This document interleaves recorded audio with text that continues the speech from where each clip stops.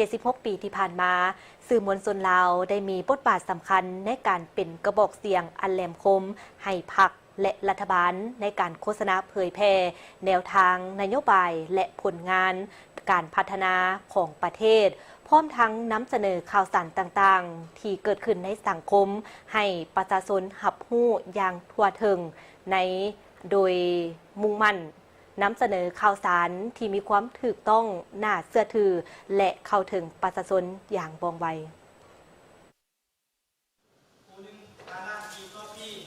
ท่านคงใจซุ้มพ้นผักดีผู้อำนวยการรัฐวิสาหกิจโรงพิมพ์แห่งรัฐได้กล่าวต่อทีมข่าวโทรทัศน์แห่งชาติลาวว่าเนื่องในโอกาสวันสื่อมวลชนและการพิมพ์จำหน่ายครบรอบ76 ปีท่านได้ยกให้เห็นถึงบทบาทความสำคัญของสื่อมวลชนลาวในการเป็นกระบอกเสียงอันแหลมคมให้แก่พรรครัฐในการโฆษณาเผยแพร่แนวทางนโยบายของพรรคระเบียบกฎหมายของรัฐและการพัฒนาเศรษฐกิจสังคมของประเทศให้สังคมได้รับรู้อย่างทั่วถึงซึ่งการหันเปลี่ยนจากสื่อแบบดั้งเดิมไปสู่สื่อดิจิตอลบ่เพียงแต่เป็นการนำเอาเทคโนโลยีใหม่ๆมาใช้แต่ว่ายังเป็นการปรับเปลี่ยนวิธีคิดวิธีเหตุเวียกและรูปแบบของการนำเสนอข่าวสารนักข่าวและบุคลากรสื่อต้องพัฒนาทักษะรอบด้านทั้งการเขียนข่าวถ่ายภาพผลิตวิดีโอนำเสนอข่าวผ่านสื่อออนไลน์รวมถึงการนำใช้ปัญญาประดิษฐ์หรือ AI อย่างเหมาะสมสื่อมวลชนลาวในยุคใหม่จำเป็นจะต้องได้สืบต่อในการรักษาบทบาทเป็นกระบอกเสียงอันแหลมคมของพรรครัฐและสังคมพร้อมกับการหันเปลี่ยนรูปแบบและวิธีการเฮ็ดข่าวให้ทันสมัยทางนี้ก็เพื่อสร้างสื่อที่ทันสมัยมีคุณภาพน่าเชื่อถือและสามารถตอบสนองต่อความต้องการของข่าวสารของประชาชนในยุคดิจิตอลอย่างมีประสิทธิผลสื่อมวลชนและข่าววันพิมพ์จำหน่ายเนาะถึงว่า2คะแนนการนี้ก็เป็นติดพันกับประวัติศาสตร์ติดกับกระบวนการต่อสู้คู่ชาติเนาะจนมาหดติดพันกับกระบวนการสร้างสาพัฒนาประเทศชาติถือว่าสื่อมวลชนก็เป็นกระบอกเสียงเนาะให้แก่พรรคแก่รัฐอย่างเป็นการ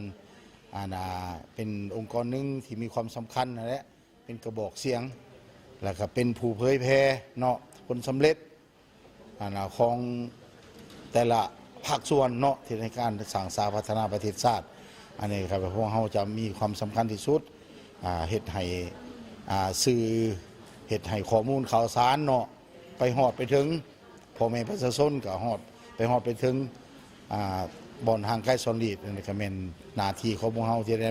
นำข้อมูลข่าวสารนำระเบียบกฎหมายนำนิติกรรมต่างๆของพรรคของรัฐและเนาะผลสำเร็จต่างๆไปฮอดไปถึงเพื่อให้ประชาชนเฮาได้ครับผู้เขาและเข้าใจอันนี้ถึงมีความสำคัญเนาะถ้าว่าพวกเฮาหักเหตุตัวนี้ได้ดีก็ถือว่าข้อมูลข่าวสารจะไปฮอดถึงไปเนาะเพราะว่ายุคนี้ก็เป็นยุคข้อมูลข่าวสารเด้เนาะอันนี้ก็ข้าพเจ้าก็ขอฝากความหวังเมิดเนาะแล้วก็ฝากไปถึงบรรดาทานที่เหตุเวียกเกี่ยวกับซื้อแล้วก็เกี่ยวกับการพิมพ์ต่างๆการพิมพ์จำหน่ายต่างๆนี่จงสืบต่อเนาะปฏิบัติหน้าที่ของตนเพื่อให้เป็นการนำเอาสื่อเอาข้อมูลต่างๆไปฮอดไปถึงประชาชนเนาะพร้อมนั้นทานยังได้ยกให้เห็นถึงผลสำเร็จของการเคลื่อนไหวเวียกงานของรัฐวิสาหกิจโรงพิมพ์แห่งรัฐในระยะ6 เดือนต้นปี 2026ซึ่งคณะพรรคคณะอำนวยการพนักงานนำพาเดวใจใส่จัดตั้งปฏิบัติหน้าที่นำพาด้านการเมืองแนวคิดก็คือเวียกงานวิสาเฉพาะพนักงานกรรมกรแต่ละแผนกคะแนนการเดวใจใส่ปฏิบัติหน้าที่ตามการจัดตั้งมอบหมายด้วยความรับผิดชอบสูงสามารถผลิตและบริการสื่อสิ่งพิมพ์ได้ตามความต้องการของลูกค้าที่มาใช้บริการ